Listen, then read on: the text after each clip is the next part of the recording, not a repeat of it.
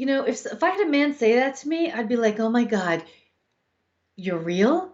This means I can talk to you about my emotions. Bing, bing, bing, bing, bing. That's a huge thing that women want to know right there. So you're already off to a good start.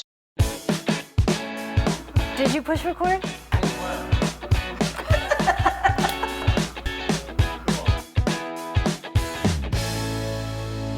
Thanks so much for tuning in again to our second act with Paige and Silka. For your second act of life. Hi again, Silka. Hello, Paige. Paige, today we want to return our talk to relationships. And one topic that always comes up is dating rejection, especially when you're out in this dating scene after 50. And we've done a lot of focus on women. Women tend to voice that more readily, at least I think, than men do. But you just brought up to me that just this morning you dealt with one of your clients on this. Let's talk about that, and let's talk about really look at how men are affected by rejection and maybe how they show it differently. So let's just put a caveat here so we don't get nasty comments that I'm coming off of my experience with men and their work with me. So what I have seen with the men that I work with dating rejection, is they go to a place of anger, because it's easier for a man's brain to go to a place of anger. Because I go back to, as boys, this population was never taught there's other emotions besides anger. So what really lies underneath the anger, when there's this dating rejection? And, so we kind of break it down to find out what it's about. And it's about embarrassment. It's about shame. It's about not being enough. It's about being alone. So when you break it all down, men and women are feeling a lot of the same things when they're getting rejected, and they're just showing it differently. So when you're trying to go on a date and you're carrying this luggage of anger, that bleeds out and a person can sense and feel it. But here's something interesting. And I had one of my men do this, and I said, look, you got to be authentic and real. Who cares if she doesn't like your realness? Because you want to be with somebody who you can be real with. Start out with, look, this has been hard for me. I feel a little embarrassed that I haven't been in a relationship. I'm dealing with emotions around that, but I want to just be honest with you that if you're sensing something from me, I'm a little nervous about this, and these are the reasons why.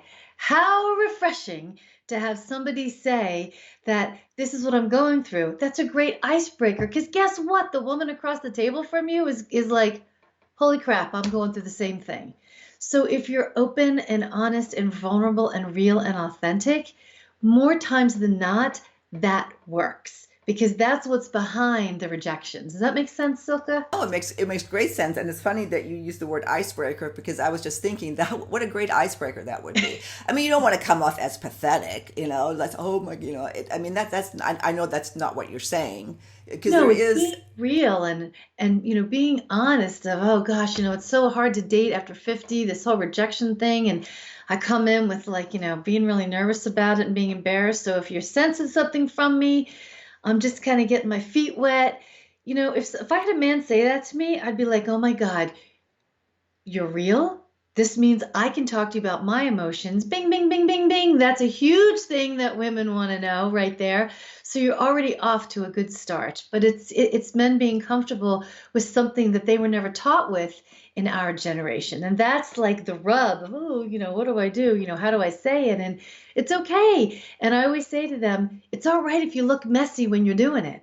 This is not about being perfect. Life is about messiness.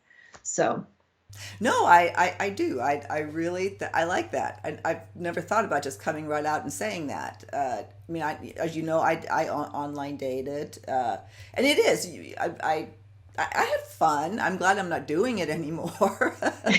uh, but yeah, the rejection is all, you always worry about getting rejected. I think, why do you really worry about it?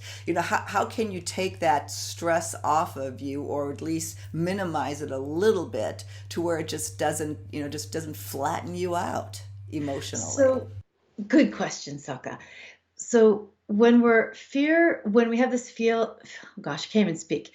When we have this fear of being rejected, you know, yes, it can be about, did something happen in your past marriage or relationship that gave you the message that you weren't enough in X amount of ways? And then if you dig even deeper than that, where throughout your life have things shown up as a kid, 20s, 30s, 40s, wherever, where you felt rejected, that you just pushed it aside into your little like garbage pail, and it got bigger and bigger and bigger, and you never dealt with, where did this really come from? So, I like to deal with the root, because if you deal with the root, that means you can go into dating and go, hey, this is who I am. If it doesn't work for you, it's not so much about I'm being rejected. It's about we're not on the same page. We came into each other's life to help each other for certain reasons, highlight certain things, but we weren't meant to be together. And okay, that's fine.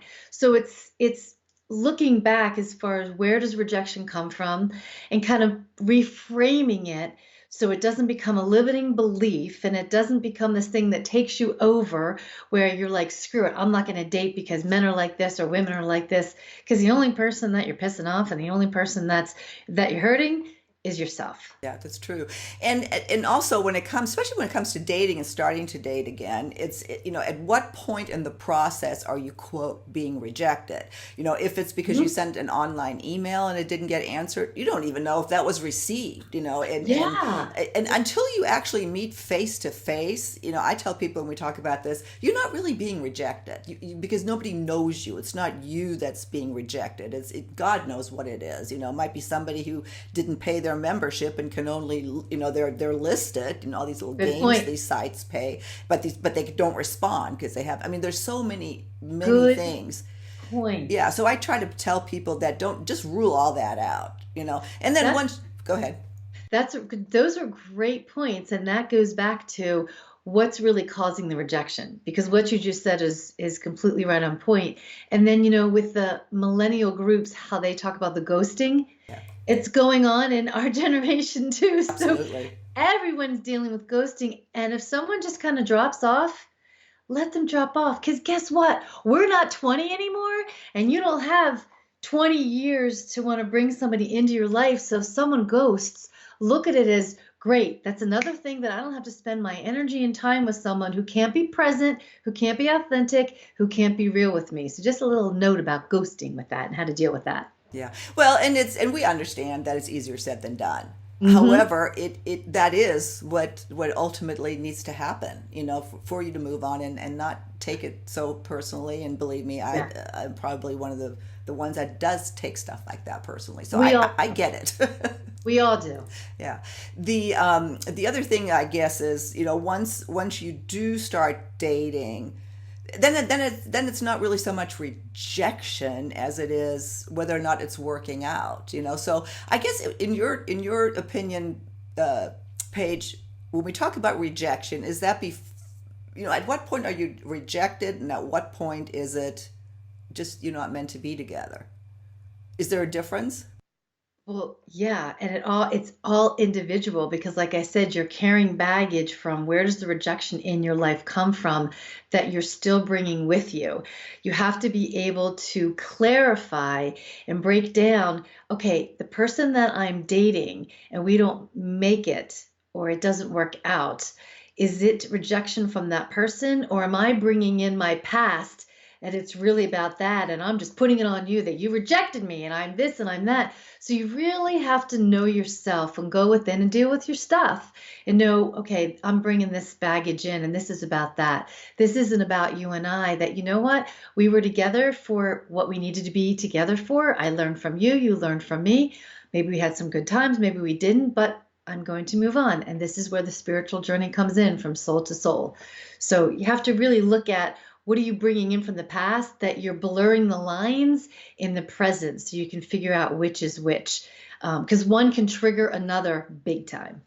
Well, we're coming to the end again, so let's wrap it up. I mean, I loved your point. That just be authentic. That we all, men or women, come to this first date, whatever, do this Hmm. with trepidation, Yes. and why Yes. not admit to it? Paige, your last words. Just admit to it. Just be honest and authentic. If that other person can't take your honesty and your authenticity, do you really want to be with someone like that if you can't be your full self at this age and this time in my life? Think about And who knows, may just be the icebreaker you need. Yeah. it. Well, with that, we'll see you next time on Our Second Act with Paige and Silka. For your second act of life. Bye.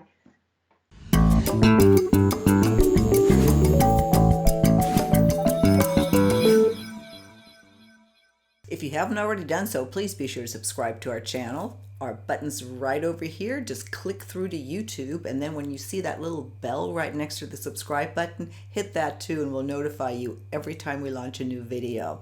Thanks so much, and we'll see you next time.